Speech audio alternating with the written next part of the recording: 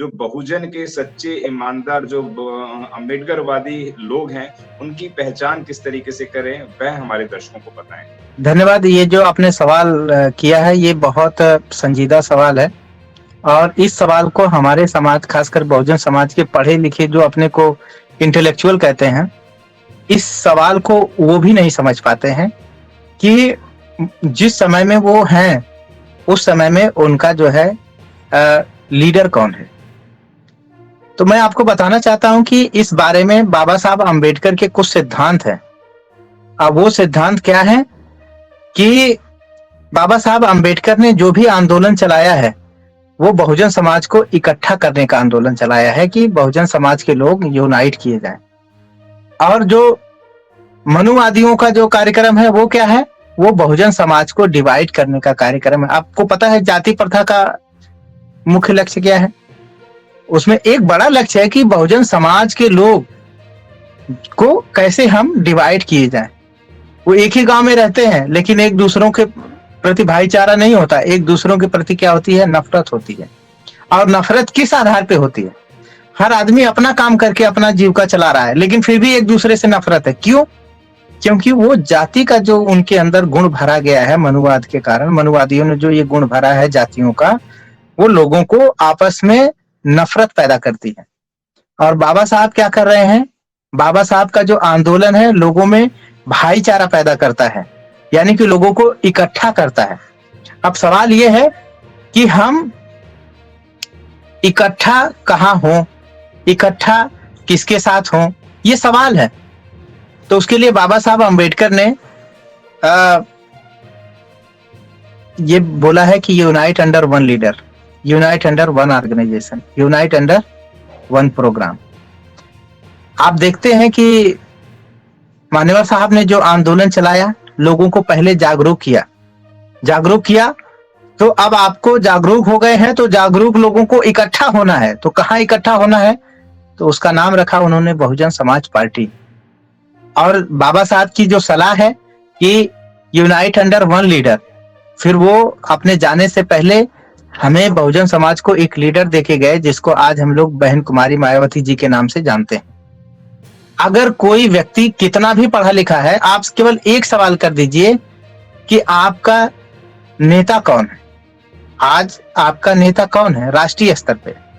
अगर वो व्यक्ति न बता पाए कि उसका नेता कौन है, तो वो समझ जाइए उसके पास डिग्री कुछ भी हो, लेकिन वो आदमी के अंदर स्वाभिमान की समझ नहीं है, आत्मसम्मान की समझ नहीं है, उसको अपने समाज की समझ नहीं है, अपने सामाजिक पहचान की समझ नहीं है, अपने राजनीतिक जो उत्थान की समझ है वो नहीं है। क्यों? क्योंकि बाबा साहब का ये सवाल है कि यूनाइट अंडर वन लीडर। अगर आप उस नेता को जानते ही नहीं हो तो आप यूनाइट कहां से होगे? और आप अगर यूनाइट नहीं हो रहे हो तो इसका मतलब है कि आप ब्राह्मणों की नीति है, जो मनुवादियों की नीति है डिवाइड होने की, आप उस नीति का अनुसरण कर रहे हो। तो इसमें बताने की जरूरत नहीं है। अगर कोई भी व्यक्ति है जो अपने लीडर की पहचान नहीं जानता है, वो अपने लीडर के साथ इमोशनली और अनकंडीशनली नहीं जुड़ता है, तो वो समझ लीजिए वो बहुजन महापुरुषों की बात तो कर सकता है, तस्वीर तो लगा सकता है, लेकिन वो कभी भी वो बहुजन समाज के महापुरुषों के आंदोलन को आगे नहीं बढ़ा सकता है, वो समाज को यूनाइट नहीं कर सकता है। और जो समाज को चाहे विचार के आधार पे, चाहे वो संगठन के आधार पे, चाहे वो अपने व्यक्तिगत व्यक्तित्व के आधार पे, अगर वो मुख्य धारा में या जो बहुजन समाज का नेतृत्व है उसके साथ लोगों को जोड़ नहीं सकता है, तो समझ लीजिए वो तोड़ रहा है। और तोड़ने का काम जो है ये मनुवादी समाज का है। बहुजनों को तोड़ने का काम मनुवादी समाज का है। मनुवादी अगर अपने से बहुजन समाज को नहीं तोड़ पाएगा तो बहुजनों को हायर करेगा, खरीदेगा कि भाई तुम बहुजन समाज को तोड़ने का काम करो, और उनको वो नीति देगा, वो उनको वैसा प्रोग्राम देगा और वो वैसा प्रोग्राम करके बहुजन समाज को हमेशा तोड़ने का काम करेंगे। इसलिए आपको किसी को भी आपको चेक करना है तो आप सिंपल सवाल पूछिए कि भाई आपका लीडर कौन है, आपका नेता कौन है।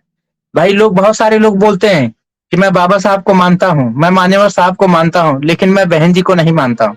सवाल ये है कि आज हमारे बीच में शरीर के रूप में मान्यवर साहब नहीं है, बाबा साहब अम्बेडकर नहीं है।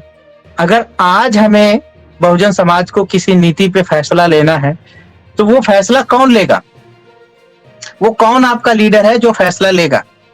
आज हमारे जो भी फैसले हैं, अगर हमें कहीं हम ऐसी सिचुएशन में फंस गए जहां पे हमें किस आधार पे फैसला लेना है, उस आधार को तलाशना है, तो उसके लिए मानेवर साहब के विचार हमें मदद करेंगे, उसके लिए बाबा साहब महात्मा फुले के विचार हमें मदद करेंगे। लेकिन उस पे जो निर्णय है, वो लेने की जो बात है, वो आज हमारे बीच में जो लीडर है वही लेंगे। जैसे पूना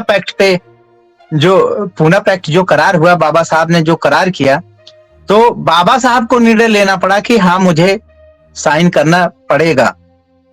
अब हम कहें कि लीडर तो हम, या उस समय के लोग कहें कि हम तो लीडर जो है महात्मा फुले साहब को या साहू जी महाराज को मानते थे, तो वो लोग शरीर के रूप में नहीं थे।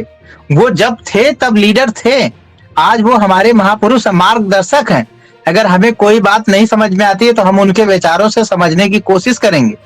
लेकिन जो लीडर प्रेजेंट में है, अगर हम उसके साथ नहीं है, तो इसका मतलब है कि हम अपने समाज को धोखा दे रहे हैं।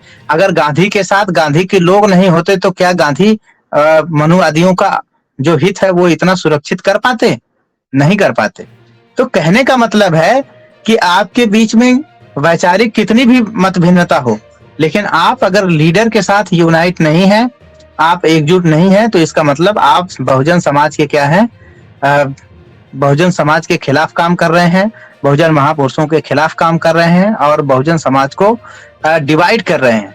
तो ये जो है टेस्ट है, जिसके माध्यम से हम किसी का भी पता लगा सकते हैं कि बहुजन समाज में जन्मा हुआ अब व्यक्ति वो बहुजन समाज का सिपाही है या वो मनुवादियों का हवलदार है।